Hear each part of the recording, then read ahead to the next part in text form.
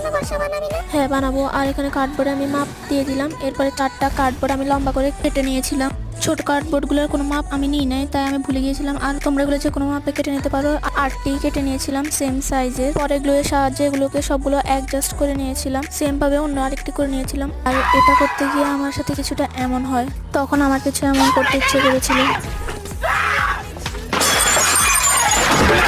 Same ভাবে আমি সবগুলো কর্নার লাগিয়ে ফেলার পর হচ্ছে যে রং দিয়ে একবার ট্রাই করে দেখছিলাম যে দেখতে কেমন লাগে। পরে এটাকে কালার করার জন্য ব্রাউন কালার নিছিলাম একটু, এরপরে হচ্ছে যে হোয়াইট কালার নিছিলাম। আর এটাতে মিক্স করে আমি ব্রাউন কালারের শেডটা বানিয়ে ফেলছিলাম। আর আমি একটু কিপটা বলে এখানে পানি অ্যাড করেছিলাম, যার ফলে স্প্রেড করতেও কোনো অসুবিধা হয় না। আর এটার মধ্যে স্প্রেড করার পর দেখতে অনেক সুন্দর লাগতেছিল। আর বাকি রংটার সাথে আমি ডার্ক ব্রাউন অ্যাড করে আরেকটা শেড বানিয়ে নিয়েছিলাম প্যাটার্ন তৈরি করার জন্য। শেষে কিছু সিনেমেটিক শট দিয়ে দিলাম।